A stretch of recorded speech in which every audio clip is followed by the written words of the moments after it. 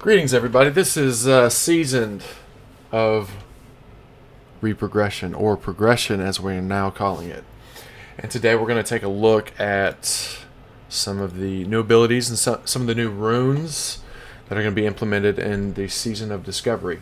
So I'm going to give you guys a little insight of what I'm thinking and what I think will happen in discovery. So, first up, the first rune that we have, which is located in your chest, is Flagellation. You gain a 25% bonus to physical damage done for 12 seconds after activating Blood Rage or Berserker Rage.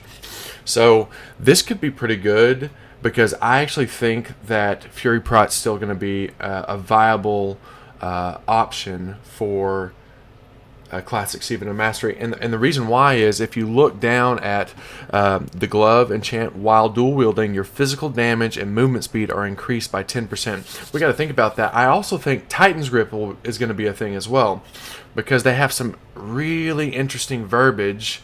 If you go up to Frenzied Assault while wielding two-handed weapons, not while wielding a two-handed weapon, while wielding two-handed weapons, plural, your attack speed is increased by 20%. I think that warriors are going to get a new rune for Titan's Grip, potentially. But I do know that they have Single-Minded Fury, which wasn't a thing until Titan's Grip was a thing. And also, while dual wielding, your physical damage and movement speed are increased by 10%. Definitely a Fury Prot ability right there. Why would you add Devastate, but then Single-Minded Fury, and then also potential faster attacking speed with two-handers?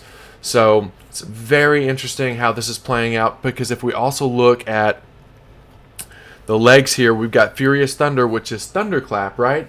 So maybe a Prot Warrior might be viable on some fights, which you could swap between Fury Prot and Protection.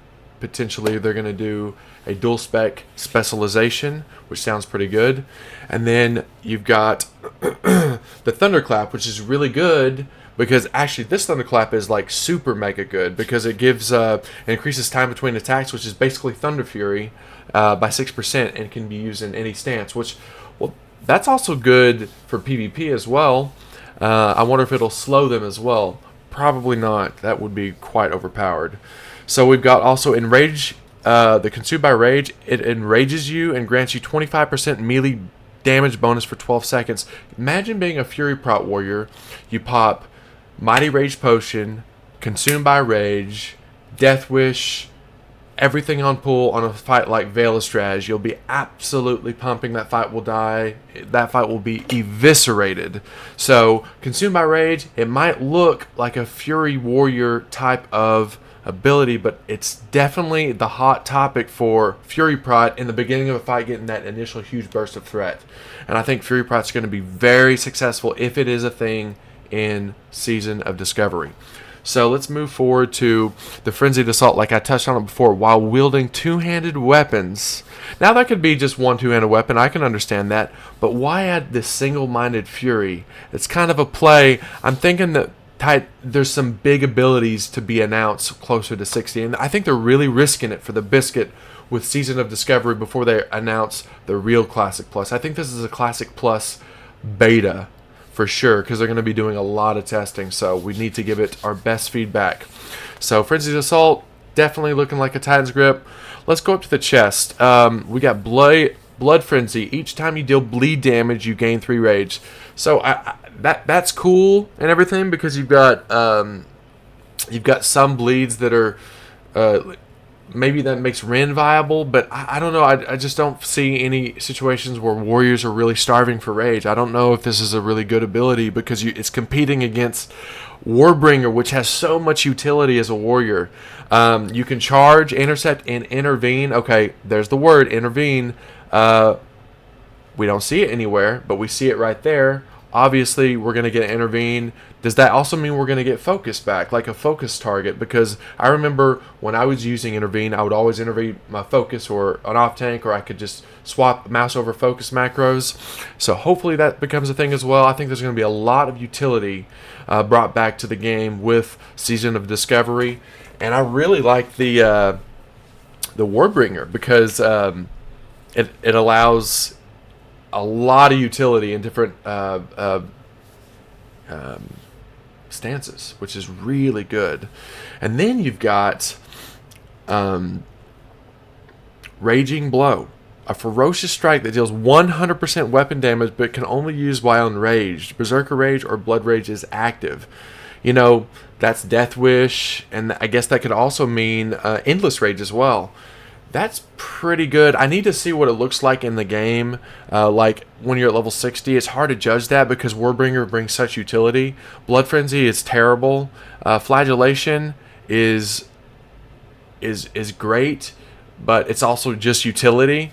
You might not need that ramp up in 25% damage for 12 seconds unless it could be a fight-to-fight thing. So we need to see how good Raging Blow is, because either it's Flagellation, Raging Blow, or Warbringer. Warbringer is so good, but if you're on a PvE fight that's really stationary, then you might not need Warbringer. So, and if you're in defensive stance anyways, you've got Intervene, you've got Charge anyways. So, I mean, you have Intervene anyways for defensive stance, but you don't have Charge. And that's pretty good. So, Warbringer's pretty fucking awesome. So, let's move down to Quick Strike. I don't really know what I feel about this. A reckless instant melee attack with your two-handed weapon dealing scalable damage. This effects benefits from all and triggers all effects associated with Heroic Strike. So this is Heroic Strike for two-handed weapons. So this is definitely what you're going to use if you're using a two-handed weapon.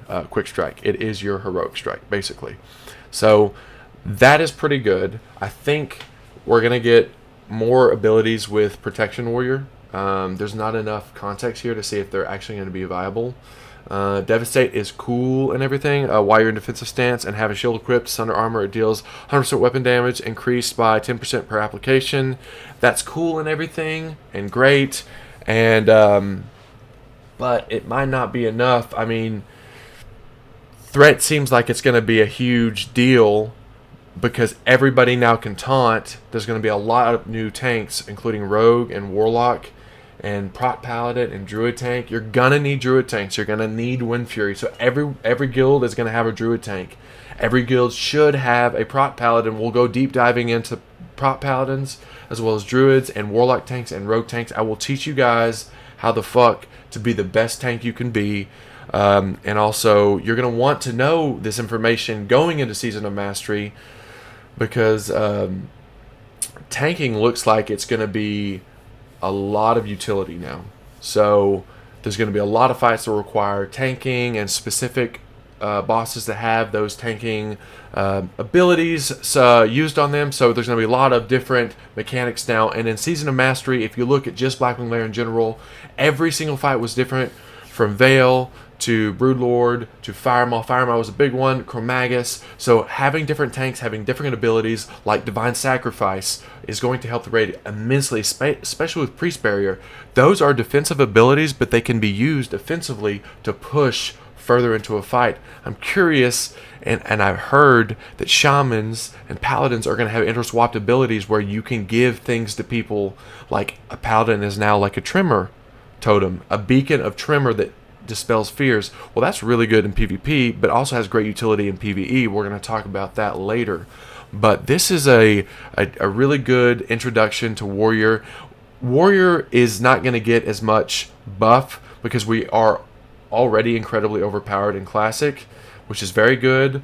And I'm thinking that they're going to give us some really cool stuff like Titan's Grip, Single-Minded Fury for Fury Prot, Protection Warrior. And I think if the Protection Warrior is going to be a utility thing, you're going to switch based on fight, like a Lothab fight is Protection, and Saffron, Protection. But all the other fights, you don't need to be Protection, like Grobulus or Gluff. Those fights, you want pumping DPS. You want to push it. So, and world buffs are going to be here, so definitely Protection is definitely not going to be the play on these speedrunning fights. You're going to have to play that Utility Fury Prot. And I think that if we still have the threat bonuses as a Fury Prot from Defiance, 5/5 increased threat, I think that Fury Prot will be a really big deal still. And I think that's going to, a lot of the top guilds are going to be using, but you never know. We get 90 to see. So November 30th, we will see what the fuck is going to happen. Alrighty, this is Seasoned of Reprogression, but it's actually called Progression now for Season of Discovery. And subscribe. Try it out. Got nothing to lose. Enjoy it.